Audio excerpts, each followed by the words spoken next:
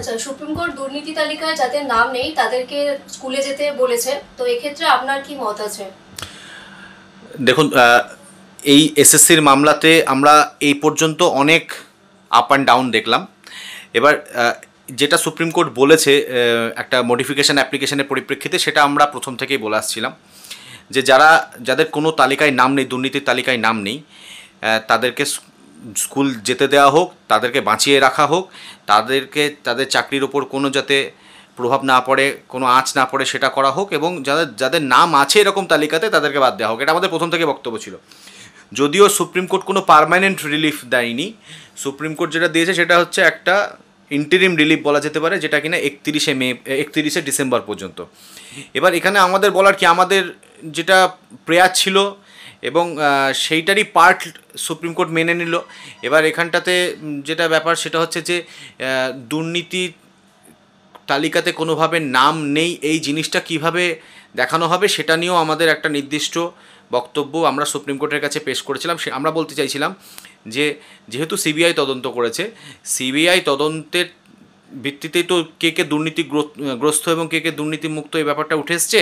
তাহলে সিবিআই যে তালিকা দেবে সেগুলো এসএসসি তালিকার সঙ্গে মিলিয়ে দেখা হোক, এবং তাতে যাদের যাদের নাম আছে তাদেরকে বাদ রেখে বাকিদের চাকরি বাঁচিয়ে রাখা হোক, এটাই আমাদের বক্তব্য ছিল। এখনও আমাদের সেই বক্তব্যই, কিন্তু সুপ্রিম কোর্ট এটা একটা অন্তর্বর্তী রিলিফ দিয়েছে, এটা আমরা চাইছিলাম পার্মানেন্ট রিলিফ হোক।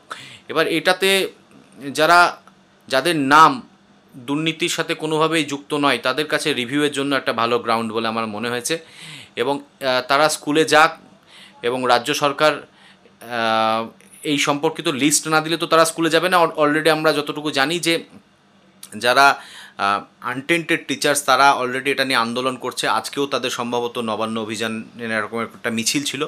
এবার যদি এরকম একটা নির্দিষ্ট তালিকা এসএসসি বা রাজ্য সরকার তাদের ওয়েবসাইটে পাবলিশ না করে যে এদের নাম কোনোভাবে দুর্নীতির তালিকাতে নেই, তাহলে তারা কি করে যাবে? সুতরাং এইটা তো আগে পাবলিশ করতে হবে, এটা ছাড়া তাদের পক্ষে স্কুল যাওয়া সম্ভব নয়। তবে এই জিনিসটা আমরা প্রথম থেকে চাইছিলাম, এটা আমরা ওয়েলকাম করছি, এবং এখানে কারোর কিছু বলারও নেই। আর সুপ্রিম কোর্ট বলে দিয়েছে যে তারা স্কুলে যাবে, তার মানে তারা স্কুলে যাবে। এবার সুপ্রিম কোর্টের কাছে নিশ্চয়ই এই ধারণাটা মোটামুটি স্পষ্ট হয়েছে যে না, এরকম কিছু ক্যান্ডিডেট আছে যার এই 4-5 বছর ধরে তদন্ত চলাকালীনও নাম নেই, আর এখন এই 4-5 বছরের তদন্তে যদি নাম না থাকে আবার কবে নাম আসবে? মানে এই তদন্ত তো অনন্তকাল ধরে চলতে পারে না, যে সারা জীবন তদন্ত হবে, এদের বয়স 60 পেরিয়ে যাবে তা করতে করতে। সুতরাং খুব এটা পার্মানেন্ট রিলিফ হলে খুবই ভালো হতো, ইন্টারিম রিলিফ হিসেবেও আমরা ওয়েলকাম করছি।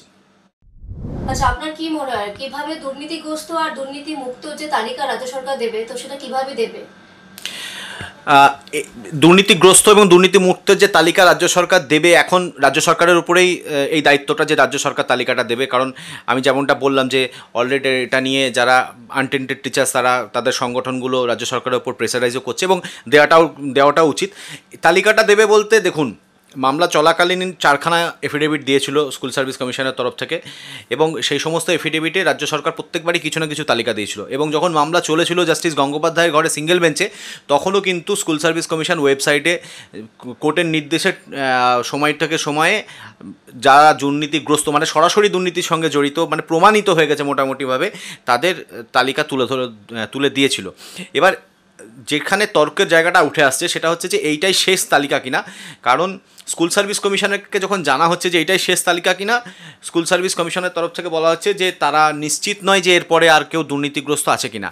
এই জায়গাটাই মেন ঝামেলা। তো এবার এখানে আমাদের বক্তব্য, আমরা সবার থেকে একটু স্বতন্ত্র বক্তব্য রেখেছিলাম। আমরা বলেছিলাম যে সিবিআই এবং স্কুল সার্ভিস কমিশনের তালিকা কম্বাইন্ডলি করা হোক, এবং তার ভিত্তিতে যাদের নাম নেই তাদেরকে পুরোপুরিভাবে আজকের দিনে দাঁড়িয়ে দুর্নীতিমুক্ত বলা যেতে পারে। কারণ আমরা যেটা বলতে চাইছিলাম যে হতে পারে এমন যে কিছু দুর্নীতিগ্রস্ত ক্যান্ডিডেট তাও এদিকে চলে এলো, কিন্তু তাও বৃহত্তর স্বার্থে, সবাইকে বাঁচিয়ে রাখার স্বার্থে, দুর্নীতিগ্রস্তগুলোকে কোণঠাসা করার স্বার্থে এই ক্ষতিটুকু মানতে হবে। নাহলে এই ক্ষতি না মেনে যদি আমরা আরও অন্য কিছু করতে চাই তাতে তো অনেক বড় ক্ষতি হয়ে যাবে, যেমন যেটা অলরেডি হয়ে গেছে। এবার এই তালিকা রাজ্য সরকার তার কাছে যে ডেটা অ্যাভেলেবল আছে তার ভিত্তিতেই দেবে। এবার এই তালিকা কোয়েশ্চেনেবল কিনা সেটা তো পাবলিশ হওয়ার পরেই বোঝা যাবে।